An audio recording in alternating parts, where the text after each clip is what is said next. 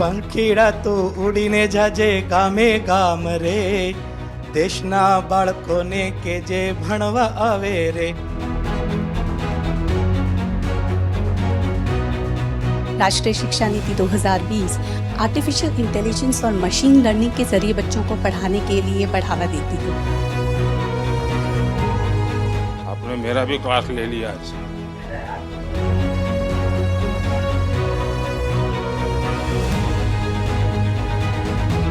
ओम विश्वानि देव सवितर्दुरितानि परासुवा यद्भद्रं तन्नयासुव. माननीय प्रधानमंत्री महोदय, नमो नमः. अहम आशा रानी, +2 उच्च विद्यालय चंदन क्यारी, बोकारो, झारखंडतः अद्य भवता सान्निध्य प्राप्त अति गौरवम अनुभवामि. महोदय, एक संस्कृत शिक्षिका होने के नाते मेरा यह सपना था कि मैं बच्चों को भारत की उस संस्कृति से अवगत कराऊं, उन समस्त संस्कारों का बोध कराती है जिनके माध्यम से हम अपने मूल्यों, जीवन आदर्शों का निर्धारण करते हैं. इसी उद्देश्य को ध्यान में रखकर मैंने बच्चों की रुचि संस्कृत में उत्पन्न कर इसे नैतिक शिक्षा का आधार बनाया और विभिन्न श्लोकों के माध्यम से बच्चों को जीवन मूल्यों को सिखाने का प्रयास किया. आपने कभी सोचा कि जब आप संस्कृत भाषा के प्रति उनको आकर्षित करते हैं, उसके द्वारा उसको एक ज्ञान के भंडार की तरफ ले जाता है जो हमारे देश में पड़ा हुआ है, क्या कभी इन बच्चों को वैदिक मैथमेटिक्स क्या है, जो एक संस्कृत के टीचर के नाते, या कभी आपके टीचर्स के कमरे में, टीचर्स के बीच में वैदिक मैथमेटिक्स क्या है, कभी चर्चा हुई होगी? नहीं महोदय, नहीं हुई. इसके बारे में मैं आप कभी कोशिश कीजिए, ताकि क्या होगा, अगर आप सबको भी काम आ सकता है. ऑनलाइन वैदिक मैथमेटिक्स के क्लासेस भी चलते हैं. यूके में तो ऑलरेडी कुछ जगह पे सिलेबस में है वैदिक मैथमेटिक्स. जिन बच्चों को मैथ्स में रुचि नहीं होती है, वो अगर ये थोड़ा सा भी देखेंगे, उनको लगा ये तो मैजिक है, एकदम से उसको मन कर जाता है सीखने का. तो वो संस्कृत से हमारे देश के जितने भी विषय हैं, उनसे उनमें से कुछ तो भी परिचित करवाना, वैसा कभी आप कोशिश करें तो. मैं ये बहुत अच्छी आपने बताया महोदय, मैं जाकर बताऊंगी. चलिए, बहुत शुभकामनाएं आपको. धन्यवाद महोदय. माननीय प्रधानमंत्री जी, सादर प्रणाम. मैं कोल्हापुर से हूँ, महाराष्ट्र से. कोल्हापुर वही जिला राजर्षि शाहू की जगह. गला आपका यहाँ आकर के खराब हुआ कि वैसे ही है? नहीं सर, आवाज़ ही ऐसी है. अच्छा, आवाज़ ही ऐसी जी है. तो कोल्हापुर से हूँ, महाराष्ट्र से. समोलोया स्कूल में कला शिक्षक हूँ. कोल्हापुर वही है राजर्षि शाहू की जन्मभूमि. यानी कला में क्या? कला में मैं चित्र, नृत्य, नाट्य, संगीत, गीत, वादन, शिल्प सभी वो तो सिखाता दिखता है. जी. हाँ. तो मैं प्रायतः ऐसा होता है कि बॉलीवुड या हिंदी फिल्मों के वर्जन सभी तरफ चलते आते हैं. तो मेरे स्कूल में मैं जब से वहाँ पे हूँ 23 साल से, मैंने जो अपनी भारतीय संस्कृति है और लोक नृत्य और जो हमारी शास्त्रीय नृत्य है, उसके आधार पर ही रचना की है. मैंने शिवतांडव स्तोत्र किया है, और वो भी बड़ी तादाद में मैं करता हूँ, 300, 200 लड़कों को लेके, जिसके विश्व विक्रम भी हुए हैं. छत्रपति शिवाजी महाराज की जीवनी पर भी मैंने किया है, वो भी विश्व विक्रम में दर्ज हुआ था. और मैं शिवतांडव किया है, मैंने देवी का हनुमान चालीसा किया है, देवी के रूप का दर्शन किया है. तो इस तरीके से मैं अपने नृत्य की वजह से. आप तो करते होंगे? मैं खुद भी करता हूँ और मेरे बच्चे भी करते होंगे आप. हाँ. लेकिन जिन स्टूडेंट्स के लिए आपकी जिंदगी है, हाँ, उनके लिए क्या करते हैं? वही सब करते हैं सर. वो क्या करते हैं? 300-400 बच्चे एक नृत्य आविष्कार में काम करते हैं. और सिर्फ मेरे स्कूल के ही बच्चे नहीं, मेरे आजू बाजू में थोड़ा स्लम एरिया है, कुछ सेक्स वर्कर के बच्चे हैं, कुछ व्हीलचेयर वाले बच्चे हैं, उनको भी मैं एज अ गेस्ट आर्टिस्ट के तौर पे लेता हूँ. लेकिन उन बच्चों को तो आज सिनेमा वाले गीत पसंद आते होंगे. जी सर, लेकिन मैं उनको बताता हूँ कि लोक नृत्य में क्या जान है, और मेरा सौभाग्य है कि बच्चे मेरी इस बात सुनते हैं. जी, 10 साल से मैं सर कर रहा हूँ. टीचर की नहीं सुनेगा तो बच्चा जाएगा कहाँ? जी सर. कितने साल से आप कर रहे हैं? मैं टोटली मेरे 30 साल हो गए सर। बच्चों को जब पढ़ाते हैं और नृत्य के माध्यम से कला तो सिखाते ही होंगे, लेकिन उसमें कोई मैसेजिंग देते हो आप, वो क्या देते हैं? जिस सामाजिक मैसेज पर भी मैं बनाता हूँ, जैसे कि मैं ड्रंक एंड ड्राइव जो होता है उसके लिए मैं नृत्य नाट्य बिठाया था, कि जिसको मैंने प्रदर्शन पूरे शहर में करवाया था एज अ पथनाट्य के स्वरूप में। जैसे ही मैंने दूसरी बार बताया कि स्पर्श नाम की एक शॉर्ट फिल्म बनवाई थी, जिसकी पूरी टेक्निकल टीम मेरी स्टूडेंट्स थे। तो ये 2 दिन से 3 दिन से आप लोग सब जगह पे आपको जाना होता होगा, थक गए होंगे आप लोग, कभी इसके घर कभी उसके घर कभी उसके घर, ऐसे ही चलता होगा।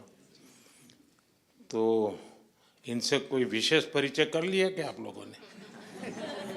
कोई लाभ लिया कि नहीं किसी ने? जी है सर, बहुत सारे लोग ऐसे मोस्टली जो इससे हायर से है, वो लोगों ने बोला था कि सर अगर हम आपको बुलाएंगे तो आप हमारे कॉलेज आएंगे। अच्छा, मतलब आपने आगे का तय कर लिया। मतलब आप कॉमर्शियली भी करते हैं कार्यक्रम? कमर्शियली भी करता हूँ, लेकिन हाँ, फिर उसका तो आपको बहुत बड़ा मार्केट नहीं सर, बहुत बड़ा मार्केट मिल गया नहीं है। सर, उसकी भी एक बात बताना चाहूँगा। कमर्शियली मैं जो भी काम करता हूँ, मैंने फिल्मों के लिए कोरियोग्राफ किया है, लेकिन मैंने 11 अनाथ बच्चे गोद लिए हुए, मैं उनके लिए कमर्शियली काम करता हूँ। उनके लिए क्या करते हैं? वो अनाथ आश्रम में थे और उनके में कला गुण थे, तो अनाथ आश्रम की एक पहलू होती है कि 10वीं के बाद उसको ITI में डाल दो।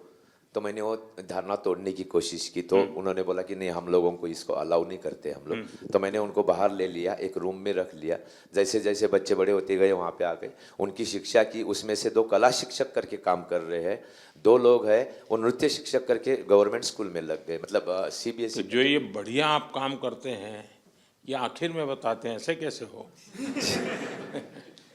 ये बहुत बड़ा काम है कि आपके मन में उन बच्चों के प्रति संवेदना जगना, और किसी ने छोड़ दिया मैं नहीं छोड़ूंगा, और आपने उनको गोद लिया।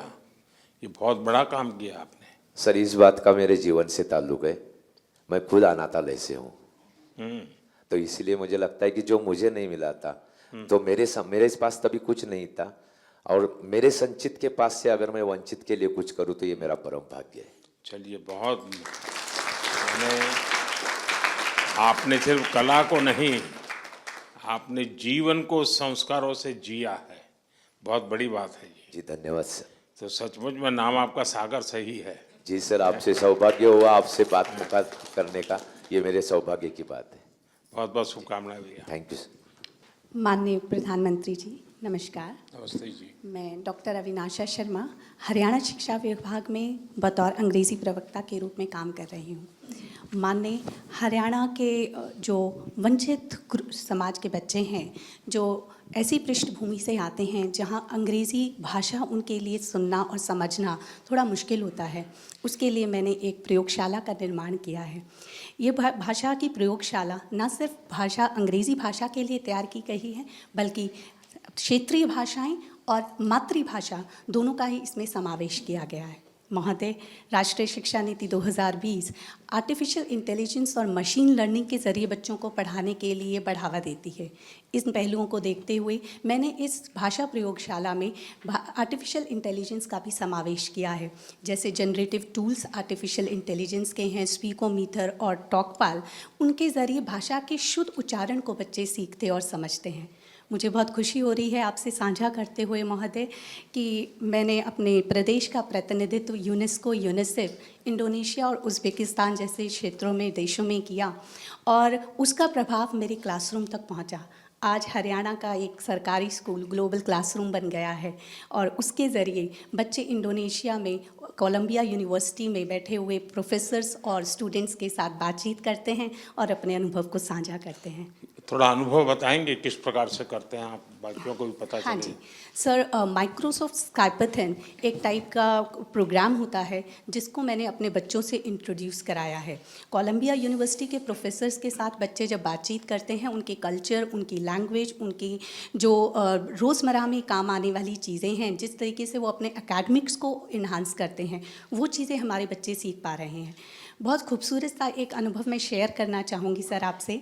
मैं जब उज़्बेकिस्तान गई तो वहाँ से जो अनुभव मैंने अपने बच्चों से शेयर किया तो उनको ये समझ में आया कि जिस तरीके से अंग्रेज़ी उनकी अकादमिक भाषा है, ठीक उसी तरीके से उज़्बेकिस्तान के लोग अपनी मातृभाषा उज़्बेक में बात करते हैं, रशियन उनकी ऑफिशियल लैंग्वेज है, राष्ट्रभाषा है, और अंग्रेज़ी उनकी अकादमिक भाषा है। तो वो अपने आप को इस विश्व से जुड़ा हुआ महसूस करते हैं। अंग्रेज़ी उनके लिए सिर्फ एक पाठ्यक्रम का हिस्सा नहीं रह गई है, उनको ये रुचि बढ़ने लग गई है इस भाषा में, क्योंकि अब ये नहीं है कि विदेशों में ही अंग्रेज़ी बोली जाती है और ये उनके लिए बहुत सहज है। ये उनके लिए उतनी ही चैलेंजिंग है, चुनौतीपूर्ण है, जितनी हमारे भारतीय बच्चों के लिए हो सकती है। नहीं, आप बच्चों को दुनिया दिखा रही हैं, अच्छी बात है, हाँ जी, लेकिन देश भी दिखा रही हैं क्या?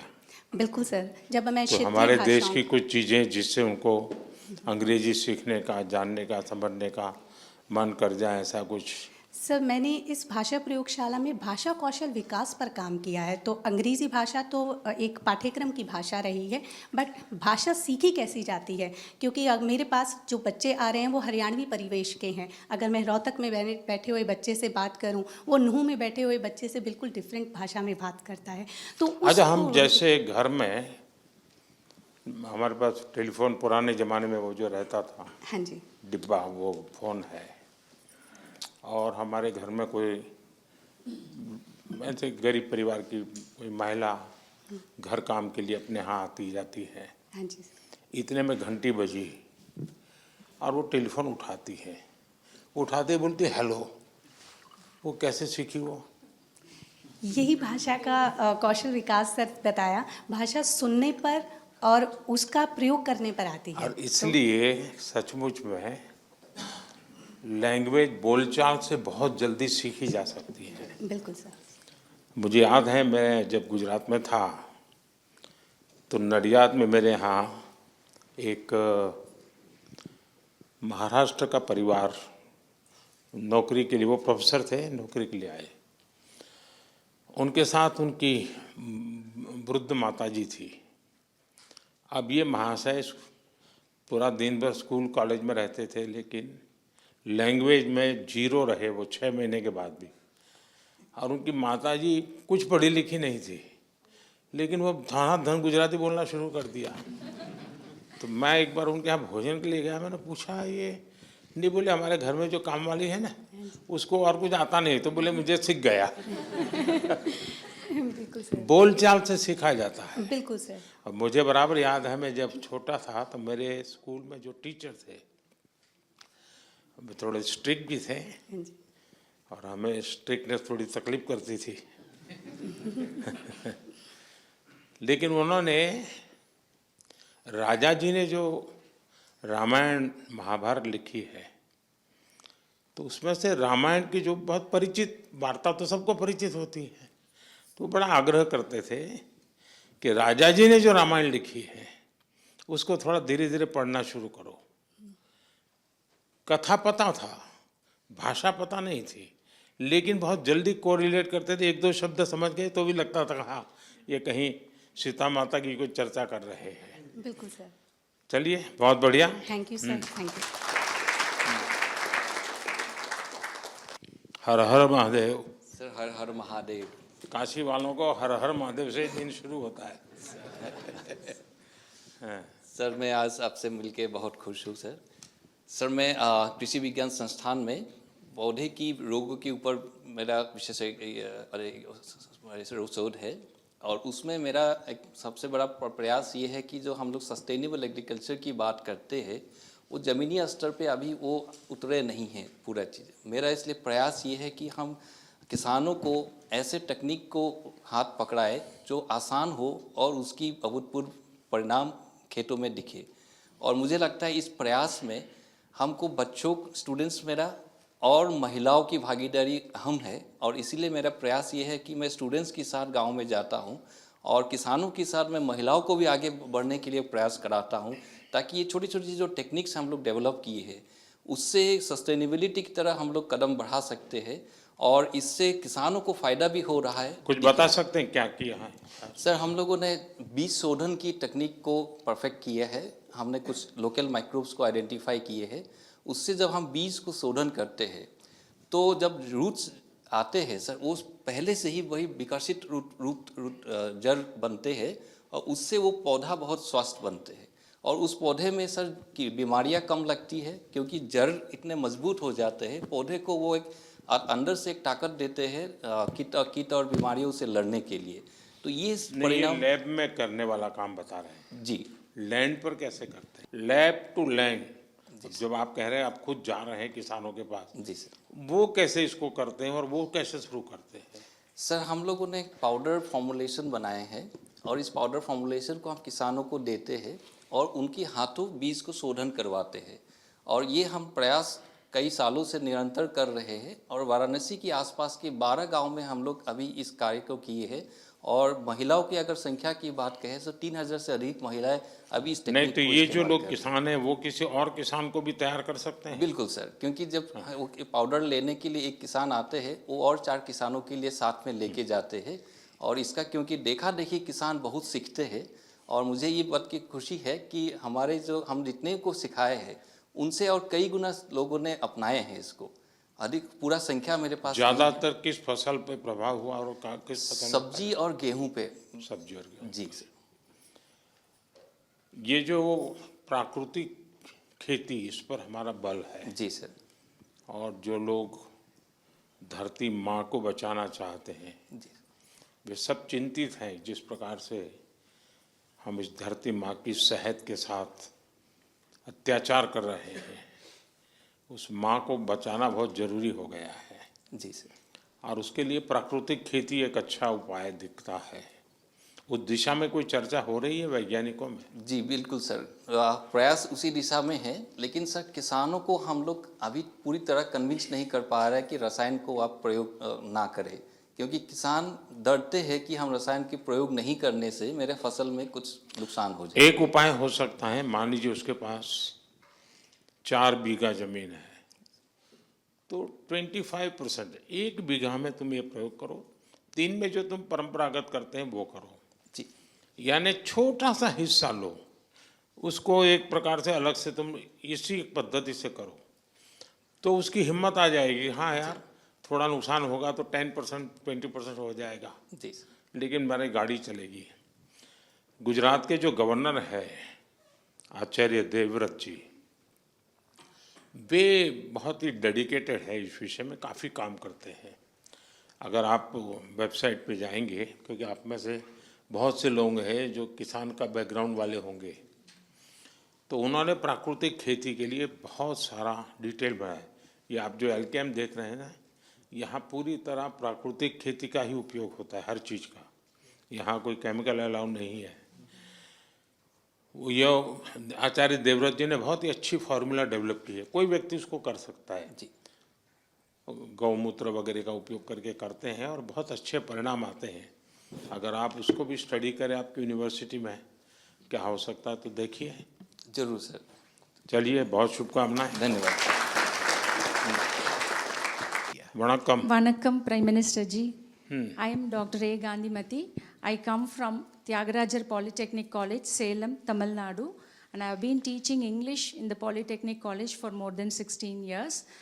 Most of my Polytechnic students hail from rural background. They come from Tamil medium schools. So they find it difficult to speak, at least open their mouth in English. नहीं, लेकिन हम लोगों को ये भ्रम है, शायद सब लोगों के ही होगा, कि भाई यानी तमिलनाडु मतलब सबको अंग्रेजी आती है। Obviously, sir, there are rural people, sir, who study from the vernacular language medium. So they find it difficult, sir. So for them, we teach. और इसीलिए इसी जो नई शिक्षा नीति है उसमें मातृभाषा पर बहुत बल दिया गया है। Yes, sir. So we are teaching English language, sir, and as per NEP 2020, as it lays on 3 languages, now we have, and in mother tongue learning, we have now introduced as an autonomous institution, we have now introduced our mother tongue language also in learning technical education, sir. क्या आप में से कोई है जिसने बहुत हिम्मत के साथ ऐसा प्रयोग किया हो कि मान लीजिए एक स्कूल में 30 बच्चे हैं, वो प्योरली अंग्रेजी भाषा के माध्यम से और उन्हीं के बराबर के दूसरे 30 बच्चे वही विषय अपनी मातृभाषा में पढ़ते हैं, तो कौन सबसे ज़्यादा आगे जाता है, कौन ज़्यादा जानता है? क्या अनुभव आता है आप लोगों का? हाँ, क्योंकि क्या है, मातृभाषा में वो डायरेक्ट चीज को पकड़, उसको मेंटली अंग्रेजी फिर उसका अपनी भाषा में ट्रांसलेट करेगा, फिर उसको समझने का प्रयास करेगा, बहुत एनर्जी जाती है उसकी। तो बच्चों को अपनी मातृभाषा में पढ़ाने का और बाद में अंग्रेजी एक सब्जेक्ट के रूप में बहुत अच्छा पढ़ाना चाहिए। यानी जैसे संस्कृत टीचर क्लास में जाती होगी और क्लासरूम से बाहर आती होगी, संस्कृत के सिवा किसी भी भाषा का प्रयोग नहीं करती होगी आशा जी, वैसे ही अंग्रेजी के टीचर को भी क्लासरूम में अंदर जाने से बाहर निकलने तक और कोई लैंग्वेज नहीं बोलनी चाहिए। अंग्रेजी करेंगे तो वो भी उतने ही बढ़िया तरीके से करेंगे। फिर ऐसा नहीं कि वे एक वाक्य अंग्रेजी और फिर 3 वाक्य मातृभाषा में पढ़ाएंगे, तो वो बच्चा कैच नहीं कर सकता है। अगर हम उतना डेडिकेशन लैंग्वेज के प्रति भी होगा तो बुरा नहीं है, और हमें तो अपने बच्चों की आदत डालनी चाहिए ज़्यादा से ज़्यादा भाषाएं सीखने का, उनके मन में इच्छा जगनी चाहिए। और इसलिए कभी कभी स्कूल में तय करना चाहिए, इस बार हम अपने स्कूल में 5 अलग अलग राज्यों के गीत सिखाएंगे बच्चों को। 5 गीत एक साल में मुश्किल नहीं है, तो 5 भाषा के गीत जान लेंगे। कोई असमिया करेगा, कोई मलयालम में करेगा, कोई पंजाबी करेगा, पंजाबी तो खैर कर ही लेते हैं। चलिए, बहुत बहुत शुभकामनाएं, wish you all the best. प्रधानमंत्री जी, मेरा नाम उत्पल सैकिया है और मैं असम से हूँ। मैं अभी north east skill centre Guwahati में फूड एंड बेवरेज सर्विस में एक प्रशिक्षक के रूप में काम कर रहा हूँ। और मैं इधर नॉर्थ ईस्ट स्किल सेंटर में मेरा अभी 6 साल संपन्न हो गया है, और मेरा मार्गदर्शन से अब तक 200 से ज़्यादा छात्र सफलतापूर्वक प्रशिक्षित हो गया है, और देश और विदेश में 5 स्टार होटलों में काम। कितने समय का कोर्स है आपका? 1 साल का कोर्स है। 1 ईयर? Yes sir. और हॉस्पिटैलिटी का जानते हैं वो? Hospitality, food and beverage service sir. Food and beverage, उसमें क्या विषय सिखाते हैं आप? हम सिखाते हैं कैसे गैस से बातें करते हैं, कैसे फूड सर्विस होता है, कैसे ड्रिंक सर्विस होता है। तो इसके लिए हम क्लासरूम में स्टूडेंट्स को ऑलरेडी रेडी कराते हैं, डिफरेंट टेक्निक्स सिखाते हैं, कैसे गैस का प्रॉब्लम सॉल्व करना है, कैसे टैकल करना है, वो सब हम सिखाते हैं। जैसे कुछ उदाहरण बताइए। इन लोगों को काम है कि इनको घरों में बच्चे ये नहीं खाऊंगा, ये खाऊंगा, ये नहीं खाऊंगा, ऐसा करते हो, तो आप अपनी टेक्निक सिखाइए इनको। नहीं, बच्चों के लिए अभी तो मेरे पास कुछ टेक्निक है नहीं, लेकिन जो गेस्ट आते हैं हम लोग, जो हमारे पास होटल्स में आते हैं, तो उन लोग को कैसे टैकल करना है, मतलब पोलाइटली, हम्बली उन लोग को बातें सुन के। यानी ज्यादातर आपका फोकस सॉफ्ट स्किल पर है? हाँ जी सर, हाँ जी सर, सॉफ्ट स्किल्स। ज्यादातर वहाँ से निकले हुए बच्चों को जॉब के लिए अपॉर्चुनिटी कहाँ रहती है? ऑल ओवर इंडिया, जैसे कि दिल्ली हो गया, यानी मेनली बड़े बड़े होटल में? बड़े बड़े होटल्स में, हाँ। हमारा मतलब 100% प्लेसमेंट गारंटेड है। हमारा प्लेसमेंट टीम है, वो लोग देखते हैं। तो वैसे आप गुवाहाटी में हैं? हाँ जी सर। अगर मैं हेमंता जी से कहूँ हाँ जी सर। कि हेमंता जी के जितने मिनिस्टर्स हैं, हाँ जी सर, उनके स्टाफ को आप ट्रेन करें और उनके अंदर एक कैपेसिटी बिल्डिंग करें, ताकि उनके यहाँ गेस्ट आते हैं, हाँ जी सर, और उसको मालूम नहीं होता है कि ये गेस्ट को बाएं हाथ से पानी दूं या दाहिने हाथ से, तो हो सकता है? डेफिनेटली हो सकता है सर। देखिए, ये बात आपको आश्चर्य होगा, मैं जब गुजरात में था मुख्यमंत्री, तो मेरे यहाँ एक होटल मैनेजमेंट स्कूल था। तो मैंने बड़ा आग्रह किया था कि मेरे जितने मिनिस्टर्स हैं, उनका जो पर्सनल स्टाफ है, उनको सैटरडे संडे जा कर के वो सिखाएंगे। तो उन्होंने वॉलंटियरली सिखाना तय किया, और मेरे यहाँ जितने भी बच्चे काम करते हैं, या माली काम करता था या कुक काम करता था, मैं जितने भी मिनिस्टर्स के यहाँ, सबकी वहाँ पर 30-40 घंटे का करीब सिलेबस होता था। उसके बाद उनके परफॉर्मेंस में से इतना बदलाव आया और घर में जाते ही पता चलता था कि वाह कुछ नया नया लग रहा है। और तो जो परिवार वाले हैं उनको शायद उतना ध्यान में नहीं होता, मेरे लिए तो बड़ा आश्चर्य होता था कि यार तुमने कैसे कर दिया सब, तो वहाँ सीख के आता था। तो मैं समझता हूँ कभी ये भी करना चाहिए ताकि एक बहुत बड़ा ब्रांड बन जाएगा कि भाई हाँ, एक छोटा सा होता है, इवन घर में काम करने वालों को भी आते ही कोई नमस्ते करें। जैसे टेलीफोन उठाने वाले लोग सरकारी दफ्तर में, कुछ लोगों की ट्रेनिंग होते हैं, वो जय हिंद बोल करके उठाएंगे फ़ोन या नमस्ते करके उठाएंगे, कुछ हाँ बोलो क्या कहना है, तो वहीं से बात बिगड़ जाती है। तो आप इसको बराबर ठीक से सिखाते हैं? सिखाते हैं सर, सिखाते चलिए बहुत बधाई है आपको। हैं। धन्यवाद सर, धन्यवाद। तो बोरीसागर वो थे, वो आपको कुछ थे क्या? दादा थे, अच्छा। वो हमारे बहुत हास्य लेखक हुआ करते थे। हाँ जी सर। तो आप क्या करते हैं? सर मैं अमरेली से प्राइमरी स्कूल में टीचर हूँ और वहाँ पर श्रेष्ठ पाठशाला निर्माण से श्रेष्ठ राष्ट्र निर्माण के जीवन मंत्र के साथ पीछे 21 साल से काम कर रहा हूँ सर। क्या विशेषता क्या है आपकी? सर मैं हमारे जो लोकगीत है कहते हैं आप बहुत पेट्रोल जलाते हैं। हाँ सर, वो बाइक पर में जो हमारा प्रवेशोत्सव आपके द्वारा जो हमारा सफल कार्यक्रम वहाँ से शुरू हुआ 2003 से। सर हमारी जो लोकल गरबा गीत है उसको मैं एजुकेशन अवेयरनेस गीत में परिवर्तित करके मैं गाता हूँ, जैसे पंखीड़ा है हमारा। सो अगर आपकी अनुमति हो तो गा हाँ हो जाए। पंखीड़ा तू उड़ीने जाजे गामे गाम रे, पंखीड़ा तू उड़ीने जाजे गामे गाम रे, દેશના બાળકોને કેજે ભણવા આવે રે, મારા ગામના બાળકોને કેજે શાળામાં આવે રે, હે પંખીડા ઓહો પંખીડા पंखीड़ा हो। ये गुजराती बहुत प्रसिद्ध लोकगीत है, हमारा गरबा गीत। उन्होंने उसको शब्द बदल Educational दिए हैं awareness में। और वो कह रहे हैं कि बच्चों को ये गीत से बताते हैं कि अरे भाई तुम स्कूल चलो, पढ़ने के लिए चलो, यानी अपने अपने तरीके से वो कर रहे हैं। और सर 20 भाषा के गीत भी मैं गा सकता हूँ, 20 भाषा के साथ। अरे वाह। अगर मैं केरला के बारे में बच्चों को सिखाता हूँ तो मैं कोट्टनाडन पुंजे इल्ले तित्तई तग तई तई तुम कोच्चु पेन्ने को इल्लाले तित्तिता तित्तई तई कोट्टु वेणम कुरल वेणम कुरवा वेणम। अगर तमिल में सिखाता हूँ तो तमिल के दोस्त है वाह यानी आओ, पधारो, वेलकम। सो वाह वाह वाह वाह वाह वाह उड़ी पड़े तो कन्नी नाई वाह वाह वाह उर्द कौंड नेंजी नाई वाह वाह वाह। अगर मैं मराठी में आनंद कंद ऐसा आहिंद देश माझा, आनंद कंद ऐसा। अगर कन्नड़ा में ಭಾರತಾ ನಮ್ಮದು ಅಂದು ಇಂದು ಎಂದಿಗೂ ಇದುವಯೇ ಸ್ವರ್ಗವು ಹರಿಯ ಜರಿಯ ನಮ್ಮಿದು ಭಾರತ ನಮ್ಮದು। भारत माता को नमन करता हूँ। अगर मैं राजस्थानी में सिखाता हूँ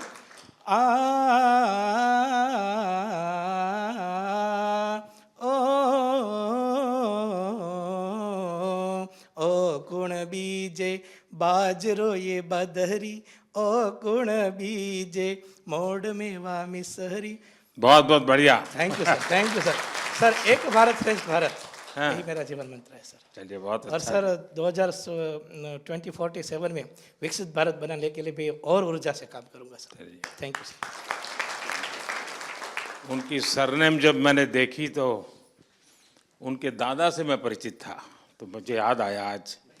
और उनके दादा बहुत ही अच्छे हास्य लेखक हुआ करते थे मेरे राज्य में, बड़ी पहचान थी उनकी। लेकिन मुझे मालूम नहीं था कि आपने उस विरासत को संभाला होगा, मुझे बहुत अच्छा लगा। साथियों मेरी तरफ से कुछ खास आप लोगों को संदेश तो नहीं है, पर मैं जरूर कहूँगा कि ये सिलेक्शन होना ये एक बहुत बड़ी पूंजी होती है, लंबी प्रोसेस से निकलता है। पहले क्या होता था मैं इसकी चर्चा नहीं करता हूँ, लेकिन आज कोशिश है कि देश में ऐसे होनहार लोग हैं जो कुछ को नया कर रहे हैं। इसका मतलब ये नहीं कि हमसे कोई ज़्यादा अच्छे टीचर नहीं होंगे, किसी और विषय में अच्छा नहीं करते होंगे, ऐसा नहीं हो सकता है। ये तो देश है, बहुरत्ना वसुंधरा है, कोटि कोटि टीचर्स ऐसे होंगे जो बहुत उत्तम काम करते होंगे, लेकिन हम लोगों की तरफ ध्यान गया होगा, हमारी कोई विशेषता होगी जो देश की में खास करके नई शिक्षा नीति के लिए आप लोगों के जो प्रयास हैं वो काम आ सकते हैं। देखिए, हमारी शिक्षा व्यवस्था में जैसे भारत में एक विषय हमारी आर्थिक व्यवस्था को बहुत बड़ी ताकत दे सकता है, और भारत ने ये मौका गंवा दिया है। हमने फिर से एक बार उसको प्राप्त करना है, और वो हमारे स्कूलों से शुरू हो सकता है, और वो है टूरिज्म। अब आप कहेंगे हम बच्चों को पढ़ाएं या टूरिज्म करें, मैं नहीं कह रहा हूँ आप टूरिज्म करें, लेकिन अगर स्कूल के अंदर टूर तो जाती होगी, लेकिन ज़्यादातर टूर का जो देखा नहीं है वहाँ टूर जाती है। स्टूडेंट को क्या देखना चाहिए, वहाँ टूर नहीं जाती है। अगर स्टूडेंट का टीचर का उदयपुर रह गया तो फिर कार्यक्रम बनाएंगे कि स्कूल इस बार उदयपुर जाएगी, और फिर सबसे जो भी पैसे लेने होते हैं, जो टिकट का खर्चा होता है, सब कलेक्ट करते हैं, फिर जाते हैं। लेकिन मेल तो जैसे माँ कहती है ना, बच्चे को आइसक्रीम खाना है। तो हम लोग कभी सोच करके जैसे टाइम टेबल बनाते हैं, साल भर का आप लोग पूरा काम तय कर लेते हैं किसको करना कैसे, क्या उसमें हम अभी से कि भाई 24-25 में 8 या 9 कक्षा के विद्यार्थियों के लिए डेस्टिनेशन ये होगा, 9 और 10 के लिए ये होगा, ना जो भी तय करें आप। हो सकता है स्कूल 3 डेस्टिनेशन तय करें, हो सकता है 5 डेस्टिनेशन तय करें, और उनको साल भर काम देना चाहिए कि अब आपको प्रोजेक्ट दिया जाता है कि अगले साल हम केरला जाने वाले हैं, चलो भाई 10 स्टूडेंट का एक ग्रुप बनेगा जो केरल के सोशल रीति रिवाज उन पर प्रोजेक्ट करेगा, 10 स्टूडेंट वहाँ के धार्मिक परंपराएं क्या होती हैं, मंदिर कैसे होते हैं, कितने पुराने हैं, 10 स्टूडेंट हिस्ट्री पर करेंगे। साल भर 1-1, 2-2 घंटा इस पर डिबेट होती रहे, केरल केरल केरल केरल केरल चलता रहे, और फिर केरल के लिए निकल पड़े।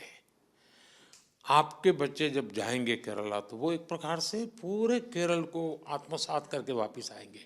उनको रहेगा, अरे वो मैंने पढ़ा था ना, अच्छा ये वो है, वो कोरिलेट करेगा। अब आप सोचिए कि मान लीजिए गोवा ने तय किया कि इस बार हम नॉर्थ ईस्ट जाएंगे, और मान लीजिए सब स्कूल मिला करके 1000-2000 बच्चे नॉर्थ ईस्ट जाते हैं, तो उनको तो नॉर्थ ईस्ट देखने को मिलेगा, लेकिन नॉर्थ ईस्ट के टूरिज्म को फायदा होगा कि नहीं होगा? ये लोग नॉर्थ ईस्ट इतने बढ़ते हैं तो नॉर्थ ईस्ट वालों को लगेगा भाई अब इतने लोग आ रहे हैं तो कुछ चाय पान के लिए दुकानें खोलनी पड़ेगी, किसी को लगेगा ये चीज़ बिकती है, चलो ये ज़्यादा, तो वहाँ व्यापार रोजगार बढ़ेगा। भारत इतना बड़ा देश है, हम शिक्षा के साथ, और इस बार आप अपने स्टूडेंट्स को बताइए, अभी ऑनलाइन एक कंपटीशन चल रहा है और आपके स्कूल के सब बच्चों ने उसमें हिस्सा लेना चाहिए, लेकिन ऐसे ही टिक मार्क नहीं करना चाहिए, थोड़ा स्टडी करके करना चाहिए। और अभी कंपटीशन चल रहा है, देखो अपना देश, ऑनलाइन रैंकिंग चल रहा है, लोग वोट कर रहे हैं, और उसमें हमारी कोशिश है कि उस राज्य के लोग वोट करके तय करें हमारे राज्य में ये नंबर 1 पर चीज़ है जो देखने जैसी है, जाने जैसी है। एक बार वोटिंग से जो सिलेक्ट होंगे तो सरकार कुछ बजट लगाएगी, वहाँ इंफ्रास्ट्रक्चर तैयार करेगी और उनको फिर डेवलप करेगी। लेकिन ये टूरिज्म कैसे डेवलप होता है? मुद्दा ये होता है कि पहला मुर्गी की पहले अंडा, कुछ लोगों को कहना है भाई टूरिस्ट नहीं है इसलिए डेवलप नहीं होता है, कुछ लोग कहते हैं कि टूरिस्ट आएंगे तो डेवलप होगा। और इसलिए हम स्टूडेंट से शुरू कर सकते हैं, ऐसे डेस्टिनेशन योजनाबद्ध तरीके से वहाँ जाए, रात्रि को वहाँ मुकाम करें, तो उस स्थान के लोगों को लगेगा कि भाई अब रोजगार की संभावनाएं बनेगी, तो होम स्टे बनने लग जाएंगे, ऑटो रिक्शा वाले आ जाएंगे। यानी अगर हम सिर्फ स्कूल में बैठे बैठे तय करें तो इस देश में 100 टॉप डेस्टिनेशन टूरिज्म के हम 2 साल के अंदर तैयार कर सकते हैं। एक टीचर कितना बड़ा रिवॉल्यूशन ला सकता है, इसका ये उदाहरण है। यानी आप अपनी रोजमर्रा की जिंदगी में स्कूल के रेगुलर काम में करते ही हैं, आपके यहाँ से टूर जाते ही जाते हैं, लेकिन अध्ययन नहीं होता है। जहां जाना है उसका साल भर अध्ययन होगा तो वो शिक्षा का काम हो गया। जाकर के उस जगह पे जाते हैं तो वहां पर इकोनॉमी को लाभ हो सकता है। उसी प्रकार से मेरा आपसे आग्रह है कि आपके नजदीक में जहां भी यूनिवर्सिटी हो, कभी न कभी आपके 8वीं 9वीं कक्षा के बच्चों का उस यूनिवर्सिटी में टूर कराना चाहिए। यूनिवर्सिटी से बात करनी चाहिए, भाई हमारे 8वीं कक्षा के बच्चे आज यूनिवर्सिटी देखने आएंगे। मेरा एक नियम था, जब मैं गुजरात में था तो कहीं पर यूनिवर्सिटी में अगर कॉन्वोकेशन में बुलाते थे तो मैं उनसे कहता था भाई मैं आऊँगा जरूर, लेकिन मेरे 50 गेस्ट साथ आएंगे। तो यूनिवर्सिटी को बड़ा रहता नहीं, कौन 50 गेस्ट आएंगे। और जब पॉलिटिशियन कहता है तो उनको लगता है उनके चेले चपाटे आने वाले होंगे। फिर मैं कहता था कि यूनिवर्सिटी के 5-7 किलोमीटर रेडियस में कोई सरकारी स्कूल हो जहाँ गरीब बच्चे पढ़ते हो, झुग्गी झोपड़ी के, ऐसे 50 बच्चे मेरे गेस्ट होंगे और उनको आपको फर्स्ट रो में बिठाना पड़ेगा।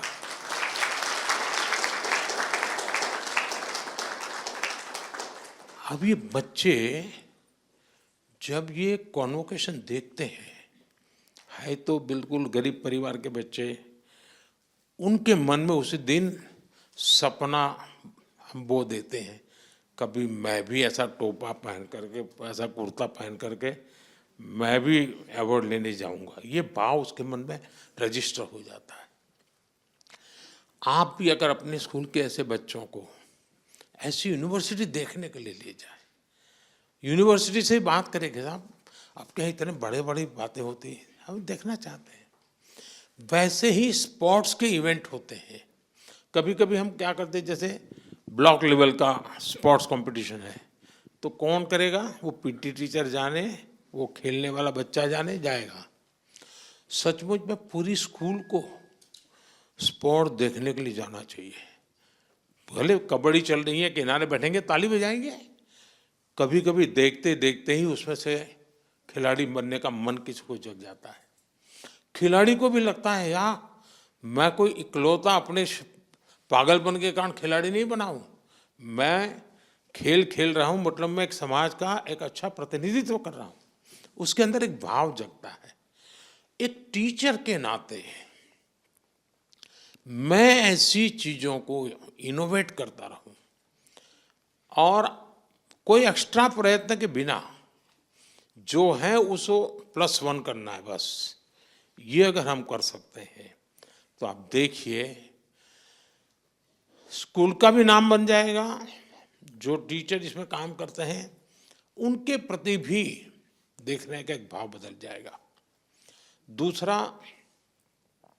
आप लोग कोई ज़्यादा संख्या है नहीं, लेकिन आप में से सबको पता नहीं होगा कि बाकियों को किस कारण से ये अवार्ड मिला है, पता नहीं होगा। आपको लगता होगा मुझे मिला, उसको भी मिला होगा, मैं ये करता हूँ मुझे मिल गया, वो भी कुछ करता होगा मिल गया। ऐसा नहीं, आपकी कोशिश होनी चाहिए इन सब के अंदर ऐसी कौन सी विशेषता है, इन लोगों में ऐसा कौन सा कर्तव्य है जिसके कारण देश का उन पर ध्यान गया है। मैं उसमें से 2 चीजें सीख करके जा सकता हूं क्या? आपके लिए ये 4 दिन 5 दिन एक प्रकार से स्टडी टूर है। आपका सम्मान गौरव हो रहा है वो तो एक है, लेकिन अपने से, जैसे मैं आप सबसे बात कर रहा हूं, मैं आप लोगों से सीख रहा था, आप लोग कैसे करते हैं जान रहा था। अब ये मेरे लिए अपने आप को एक बड़ा प्रसन्न करने वाली बात थी। और इसलिए मैं कहता हूं कि आपके जितने साथी हैं, दूसरा किसी जमाने में जब हम छोटे थे तब पत्र मित्र वैसा एक जमाना हुआ करता था, हैं?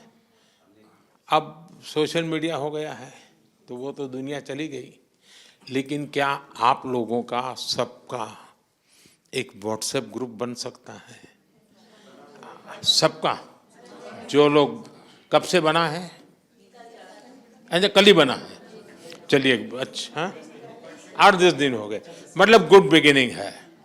एक दूसरे से आपने एक्सपीरियंस शेयर करने चाहिए। अब आपको यहाँ कोई तमिलनाडु के टीचर से परिचय हुआ है, आपकी टूर तमिलनाडु जाने वाली है आपके स्कूल की, अभी से उनको कहिए जरा बताइए, देखिए आपकी कितनी बड़ी ताकत बन जाएगी। आपको कोई मिलेगा, रहे केरल, अरे मैं उसको जानता हूँ, जम्मू कश्मीर, अरे मैं उससे तो परिचित हूँ, आप चिंता मत कीजिए मैं उनको फ़ोन कर देता हूँ। इन चीज़ों का बड़ा प्रभाव होता है। और मैं चाहूँगा कि आप लोगों का एक ऐसा समूह बनना चाहिए जिनको लगना चाहिए यार हम तो एक परिवार के हैं, एक भारत श्रेष्ठ भारत का इससे बड़ा कोई अनुभव नहीं हो सकता। ऐसी छोटी छोटी चीज़ों की अगर तरफ आप ध्यान देते हैं, मुझे पक्का विश्वास है देश की विकास यात्रा में शिक्षक का बहुत बड़ा योगदान होता है। आप भी सुन सुन करके थक गए होंगे, शिक्षक ऐसा होता है, शिक्षक वैसा होता है, फिर आपको भी लगता है ये बंद करे तो अच्छा है, यानी मैं मेरे लिए नहीं कह रहा हूँ, लेकिन शिक्षक की जब वाहवाही चलती है ना, इतनी चलती है, तो फिर आपको भी लगता है यार बहुत हो गया। मुझे भी लगता है कि वाहवाही की जरूरत नहीं है। हम उस विद्यार्थी की तरफ देखें, उस परिवार ने कितने विश्वास के साथ वो बच्चा हमें सुपुर्द किया है।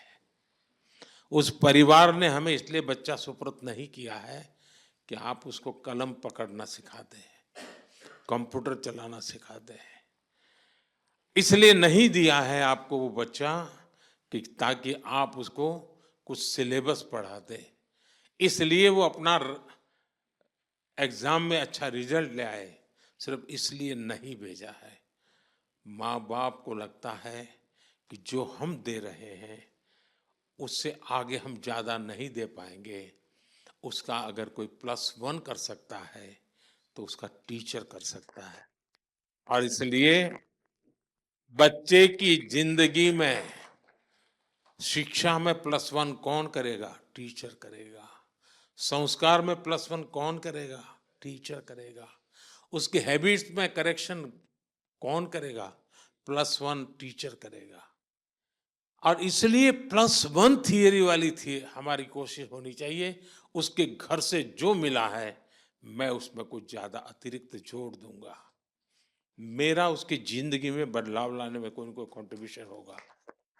अगर ये प्रयास आपकी तरफ से रहे, मुझे विश्वास है कि आप बहुत ही सफलतापूर्वक, और आप अकेले नहीं, सभी शिक्षकों से बात कीजिए, अपने क्षेत्र के, अपने राज्य के शिक्षकों से बात कीजिए, आप लीडरशिप लीजिए और हमारे देश की नई पीढ़ी को तैयार, क्योंकि आज जिन बच्चों को तैयार कर रहे हैं ना, वे जब नौकरी करने योग्य बनेंगे या 25-27 साल की उम्र पर पहुंचेंगे, तब ये देश आज है वैसा नहीं होगा, ये विकसित भारत होगा।